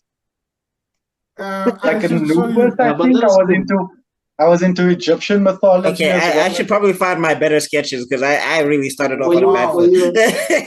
Were you watching Yu-Gi-Oh at the time? Or? Dude, I was a big Yu-Gi-Oh fan. Yeah, I could tell. I think I should. Anyway, my point was I have a TikTok where I showed what was in my grade 8 flip file. I think I'll just find it and send it to you guys because it's one of those. Look at this ugly lady compared to the one in my background picture. Like this is how I used to draw ladies. Yeah, flotation devices on the chest. This is how I used to draw females. Well, but anyway, what I was saying though is that like for artists out there, that's why it's also important to keep your old stuff, like any backgrounds, anything you draw, just keep that stuff. You want to know why? Because any day that I feel like I suck as an artist, I go back to this book, and I'm like, oh, look at this was a Bruce Lee thing I did, and I was like, I look at this, and I'm like, glad I'm not here anymore. That's not bad. That's not bad. At the same time, you need to love the whole thing. People. I love my old shit. Yeah, no, I only looked at that file now. That's been in the cupboard probably for like 5-6 years since I last looked at it. I only took it out because BuckMeister took his stuff out. Let me expand a bit. I was saying when I say love the whole thing is like love the process. Love the process of learning how to improve on yourself. Love the process. Don't just love the hills. Love the valleys too. Love the it's 3 a.m. You're working on this. You're working at this final panel because your mind won't let go of this one line that you need to draw perfectly at this angle so that you can finally go to sleep. Love that part because it's the whole thing is the experience. You can't just love the glitz and glamour without the Dunning-Kruger effect. Yeah.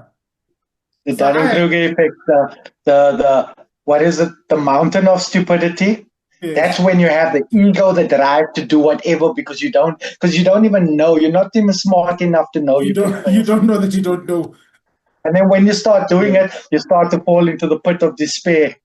And you sit there for a while, and either you die in that pit of despair, or you start working your way out of it. But then what do you hit? You hit the slope of enlightenment. Yeah. So no, that's my 2 cents of this whole situation. Okay, we have 2 more questions. Mr. Damon. I feel like we have 1, don't we? We have 2. Oh, okay, go ahead. Or did you ask the question about which guys who does he want to work with in the future? Oh, no, we didn't. We didn't. Oh, yeah. So please go ahead, Tebello, and ask. Oh, Mr. Damon, I am so sorry. I know when you're gonna get this detail right now and you're busy editing, you're going to shoot knives at me, you're going to send me death threats, you're going to get a voodoo doll and stuff, throw nails up on me. Oh, How long have you been going? that's the Oh, actual so editor's name. did you ask the question? Or are you waiting for an answer? Okay, wait, let me ask. Okay. Mr. Clyde, for 50 points, who would you like to work with in the future? Everybody. I honestly it might sound like a cop-out answer, and I'm going to turn the question on you guys, and you can tell me who you think would be who I should work with. But my honest answer is what I'm really working on, what I'm trying. Like, obviously, I'm hustling and I'm doing my things to keep the lights on and to keep my creativity going and to, keep the spark alive. I am passionate. You guys mentioned it about like trying to inspire people and put down foundations for the next generation, even if I'm the guy only putting down a brick, right? I just want to, at least when I'm gone, that it's for the future, not just me. I don't need to benefit from a legacy or industry now. I'd love to, but if I can't, at least the people who come after me, and those are the people I want to work with. I want to work with.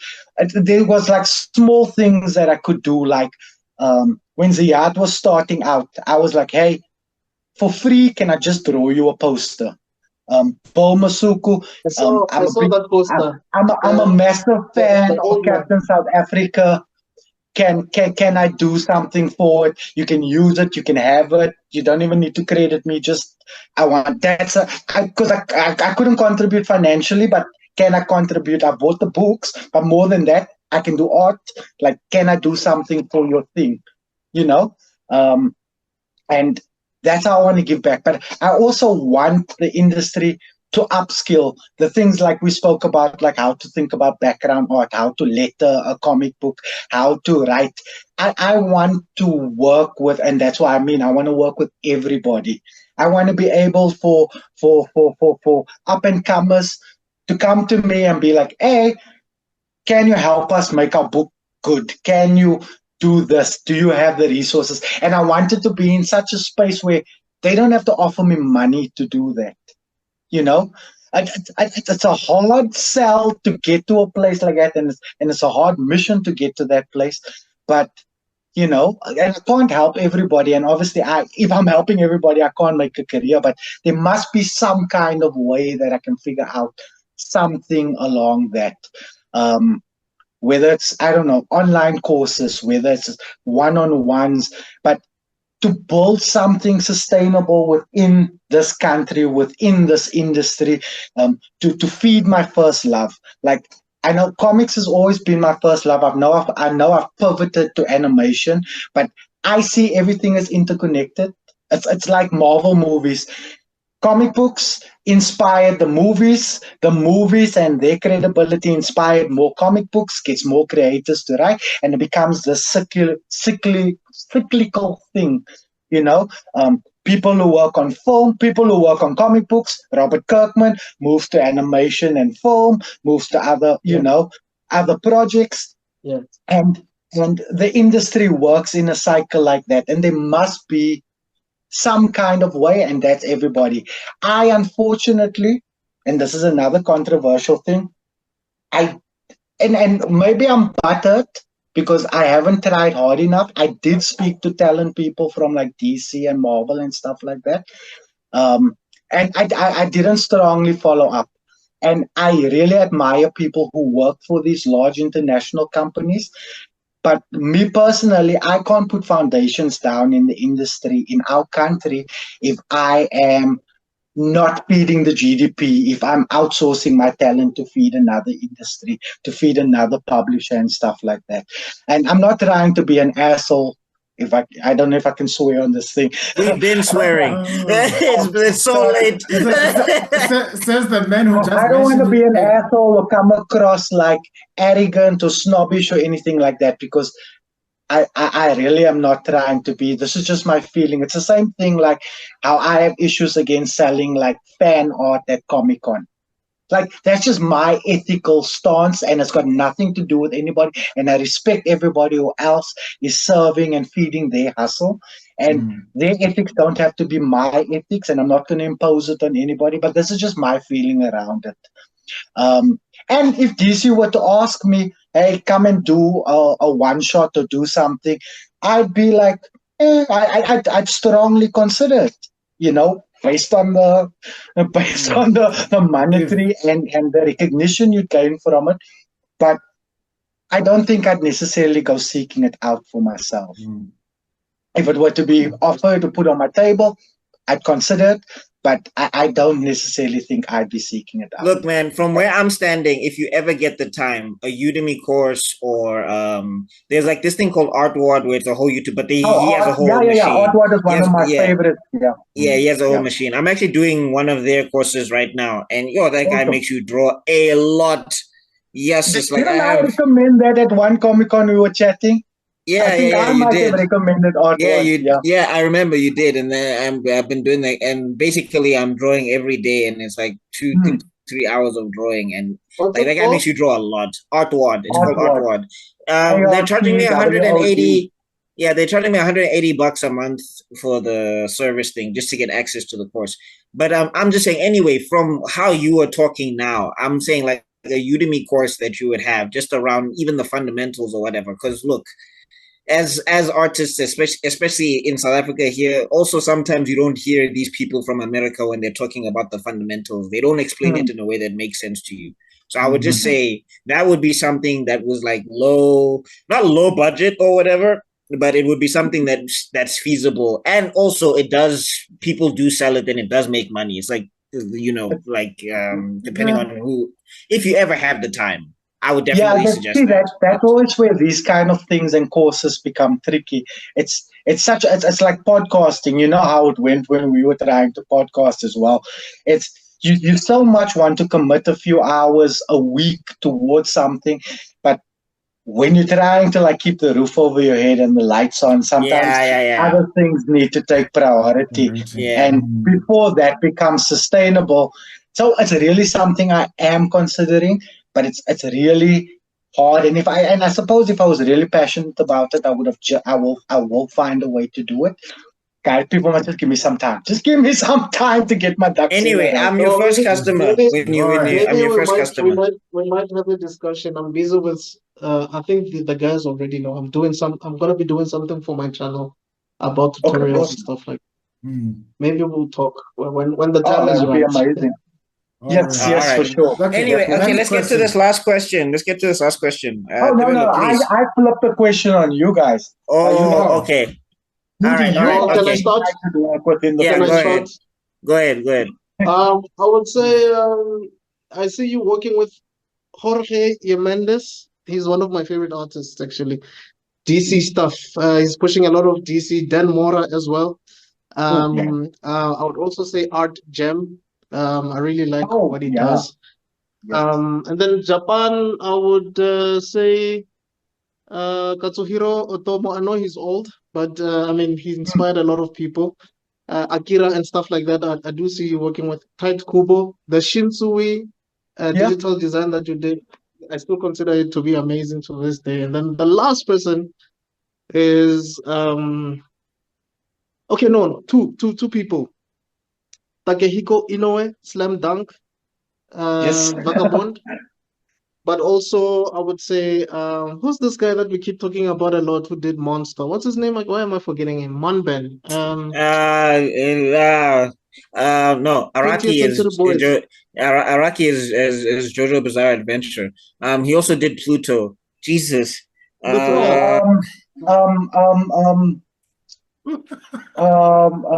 Jesus. What as we all lose the one brain cell? One brain cell in the group just flew out of the window. Naoki Urasawa. Urasawa. Naoki Urasawa. Yeah, Naoki Yes, Urasawa. Yes. Thank you so much, bro. So yeah, those are the people that I think. But the first number one for me would be Jorge Jimenez. For me, I feel like you and him would do magic. Him and Dan Mora. It's And fascinating watching this from the outside. So this is how it looked like. Was one of my big inspirations. You know what I really like from DC, but I don't know if he's still doing work for them, was Todd Nook.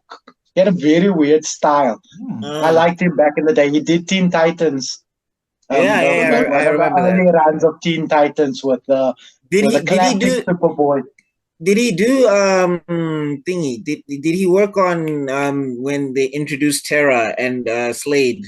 Why am I forgetting it now? Oh, the Judas Contract. Yeah, Judas Contract. Did he do work on the Judas Contract? He was.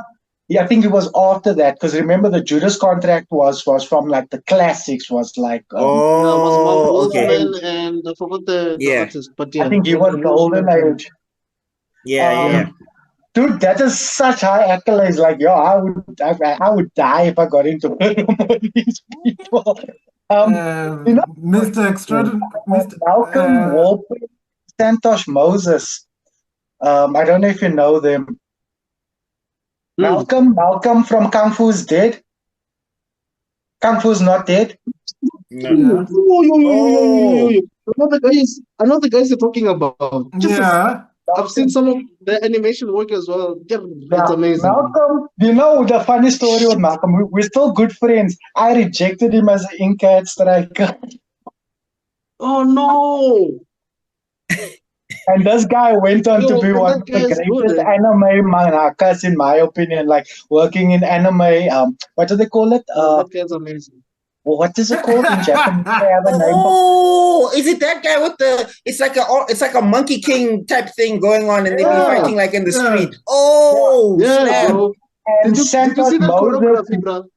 And Santos Moses, who is taking along with him Sanoki on Instagram. Check out his stuff. Jesus, got a massive following. He used to be my 2IC.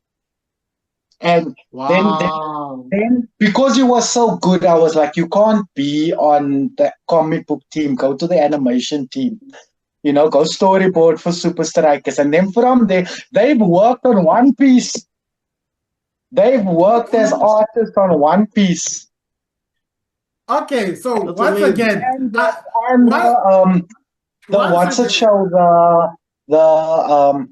Henry Cavill, what was the thing? Why am I blanking? I keep blanking on the names of shows. With the white hair. The Witcher. Witcher. Oh, they worked on the Witcher movie. The Witcher animated show, the movies. They worked on the Witcher movie. That thing was amazing. All right. When I started and said this man has been involved with our entire childhood in one way or another, and you looked at me as if I'm saying, I've come across amazing people that have blessed my life. Look at the names he's been dropping, and I was like, nah, that's crazy. Like when you said you rejected him, basically you were like, you don't need to be here, you need to be somewhere else. And this guy's he was freelancing as an inker, and I didn't feel his inks were up to our standards at the time. Become stronger. I think you probably motivated him though. You probably motivated him to do Probably. Look, it was no hard feelings. It was just like a work thing, you know. I didn't know he was going to be Malcolm, who he is now, you know. Well, look at the. Well, somebody didn't know you were going to be Clyde Beach, so I guess that happens. For me, who I would want you to work with, I think like your style would fit Jay Straczynski's writing. Like if Jay Straczynski, I'm messing up his name. White people, you do it to us all the time. Straczynski, Jay Straczynski. if he penned something and you did it, I think your art style would fit him perfectly. Because the other thing is, like, yes, Clyde is a colorist, but he's also got very solid structure. Like if you look at Clyde's drawing structurally, they're so sound. Like the 3D-ness. the depth was this, we're gonna get into all these art terms, but I'm just saying, like, he's like solid in structure. Like, there's one piece you did, Earthworm Jim. I was like, this looks amazing structurally, not just color wise. So I definitely think your style would be amazing for a Jay Straczynski run or with something. that piece, instead of using lines, I just use like shapes to sort of like build it out, with the colors. Yeah. But I'm saying the shapes were also solid. Like, if people are just looking at your coloring work, I think they're not taking your pencils as, they're not looking at the pencil work as well, which is also just immaculate. That's why when you were saying, I don't draw as good as this guy, I'm like, all right. Thank you, I appreciate that, but no, like, I have to be my biggest critic. Yeah, it's fine. Criticize yourself. I'm not involved. Anyway.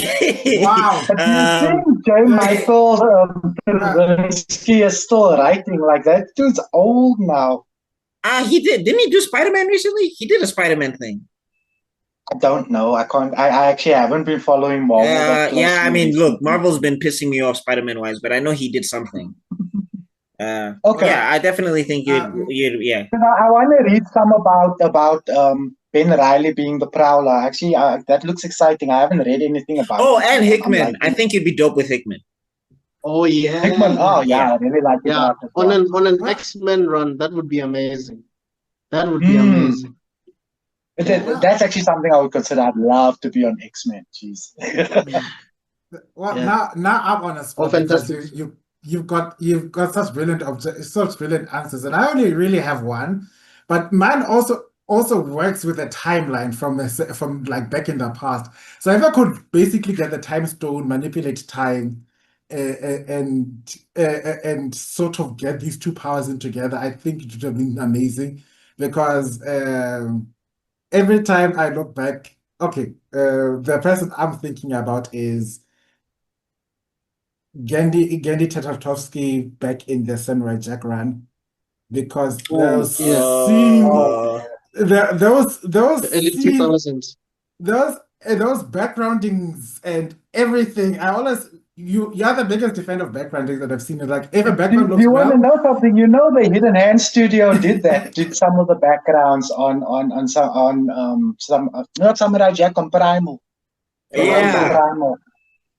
Yeah. Wow. So I wish I was part of that team. That is actually a big one. That is a big dream of mine. I love that stuff. Even in the Ubuntu music video, when the guy is when Amari's in the temple and they do that time lapse thing, I stole that idea from a Samurai Jack concept I saw, where he's like meditating in the field and the sky just circles like that. Yeah, the stars. That was like, I think that was season 5. I know it. That's a healthy way of doing. Okay, let me not become bitter. Hey, Munna, you've been like, if AI was a person, Tebello would be like a boxer, just jabbing him every 5 seconds. One of my biggest irritants about this is, like, you are allowed to get references. We do it all the time, but we always credit the reference. That's the biggest, my number one hate. You can't tell me. When I see that this technique has been stolen from someone else, direct bite, and you didn't even hint at a name, and if there's nothing wrong with that, pisses me off as a thief. Bad artist copy, good artist steal. And like a master, an amateur copies, a master steals. Who was who said that? Was it another Da Vinci or something? I forgot someone said that. I just want to add that since you mentioned Gandhi. Yes. I would also add, who's this guy? Is it Paul? Not Paul Dini one. Who's the guy with Bruce Timm? I would add Bruce Timm as well. Bruce Timm and Paul Dini. Yeah. Paul Dini did the Iceman episode with Bruce Timm. Yeah. Yes. Yeah. I think I'd add both of them. Yeah. I like Bruce Timm for what he represents, for what he's done, but I don't like what happened with the bold finger thing. Oh yeah. You know, there was like a dynamic thing. Like he uncredited Bullfinger, who was technically co-creator of Batman the animated. No, let's not say co-creator. Let's say actual creator. Bullfinger made everything we like about Batman. Bob Yes. Kane just Yeah. made Batman was Batman. brightly colored until Yeah, back hoping to design him the way we know him today. Yeah. Yeah, it's the same feeling. like Bob Kane just drew a red man in tights with bat wings or something, and then Bill Finger actually made the Batman stuff. So, Actually, yeah. Batman, the multicolored Robin, by the costume way. that he has, that's actually Yeah. homage to the original costume. The same feeling you get that feeling you're having right now is the same feeling I felt when I learned about Bruce Falconer and what actually happened for Dragon Ball Z. I'm still crying. So I can't even call it the Falconer dub anymore. Now it is just the Funimation. It's the Funimation dub. That was painful, dog. Didn't he pass away or something recently or something? Wasn't it something like that? Falconer, I don't know. Anyway, we're getting off topic. Let's get to the last question. All right. Your poor editor. Hey, what about I'm so sorry, guys. This is fun. I don't mind it going on. No. It's his editor. I think maybe you're gonna have to. Yeah, I think maybe you're gonna have to. Yeah, who knows? In two parts, who knows? But anyway, moving on. Final question. This is one of my favorite questions. It's like, what message do you want to share to the people who are inspired by you and your actions? I read this, and it's a tough one because often I don't feel like I inspire people. My thing is this: if I can do it, then anybody can. Like, I know I come from pretty humble beginnings, and I appreciate the support I've gotten from so much people, and the reason I do what I do is that so many people have come up to me and told me I inspire them. It's the reason why I do talks at schools. It's the reason why I do workshops with people. Because it allows me in a way to feel like I get to give back in a small way. And to those people, I want to say, like, I know we see it online all the time, but I truly believe it. Make it exist first. You can make it better later. Keep creating. Keep that spark alive. I spoke about my inception story at the beginning. I took a leap of faith. In fact, the issue of quiz you held up, I wrote about the leap of faith. That I was going to be a corporate, and that passion for creativity burned inside of me. And if it burns in you, create, make something with it. If it's woodwork, if it's painting, if it's tearing up papers and sticking things together, make something, create, keep that spark and that magic alive. And remember something that Jake Parker said. There's a video about it on the internet. He says, finished, not perfect. Not every piece of your art needs to be perfect. That's a big lesson I needed to learn. It held me back for very many years. Like you guys can hear, I admire a lot of my friends, a lot of my colleagues, a lot of people around me. I'll never claim us, even though I suppose I can, right? I'll never claim myself as a writer or claim that title. I'll rather submit to someone else in that role, because I've always been worried with that factor. When I'm presenting my stuff to people, it needs to be perfect. I'm going to be judged on it. They're going to dissect it. They're going to criticize it. We spoke about this earlier as well. Finished, not perfect. Just finish the thing. It doesn't need to be perfect. People will accept it for what they are, the same like they do with us. We're not perfect, but people accept us for what we are. They see the good in us. The same goes for your creations. The same goes for your work. Yeah. Beautiful. We've got the name. If it burns within you, create with Clyde Beach. That's the title right there. With that, I think we can get on to the closing part of this everything. Where can they find you, Mr. Clyde, on the socials? I am either Clyde Beach or Clyde.beach on most platforms. I'm on the Twitter, but I don't use it much on the tweets, on the X. But my Instagram is Clyde Beach. My Facebook is Clyde Beach. My art station is Clyde.beach at ArtStation or dot ArtStation, whatever. You can find me. Links below. You can Google me too. I do have a couple of things that come up. So. Please follow this guy. Please, everybody, please do me this favor. Jesus, please follow this man. Jesus, and give him lots of money so that he can have his workshop so that we can go get free art critiques. Yes. I wish. Yeah, well, around that, with I think the three of us should actually have a follow-up or offline follow-up at some point. I might have some things to discuss. Or that I've been working on. You guys, I think the two of you guys will set it up. I don't have his digits. All right. And then, of course, we should get right to the closing. Yeah, I believe this is. Oh, I forgot you're not. I forgot you're not trying to be viral here. Never mind. Oh no, I've technically become viral, so I can use that as an example right now. Ah, okay. So now it's replacing what came before. You're trying to clean up the show.